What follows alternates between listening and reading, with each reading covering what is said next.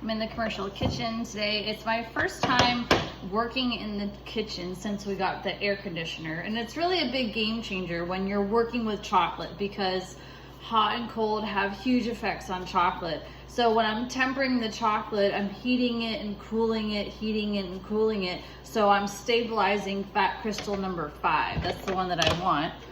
And so with the chocolate bars, when they're tempered, they're nice and shiny. They don't melt as easily. They've got that hard snap to it. And so these are my sea salt chocolate bars.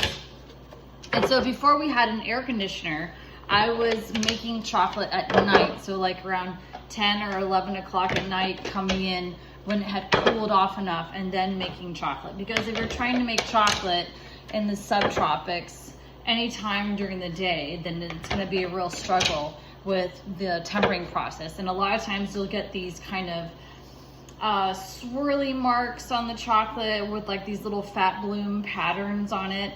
So the air conditioning is really kind of critical when you're chocolate making. And so these ones turned out really beautiful. Pretty happy with them. So whenever I make chocolate bars, I always start off with plain chocolate, and then I do sea salt, and then I do cacao nibs, and then that's when I get into my fruits, and then I do nuts last. So in case anyone has a nut allergy, I'm not using nuts and plains molds the same. They're kept separate.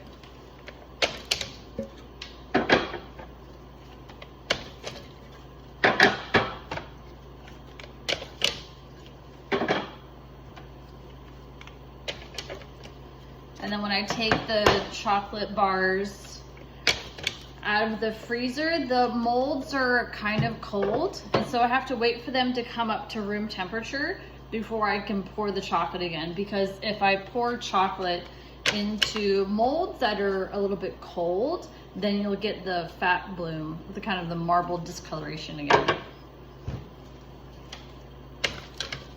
So while I'm waiting for the molds to come back up to room temperature, that's when I'm going to go prep my boxes and wrap my chocolate bars, and then I'll come back to pour more chocolate.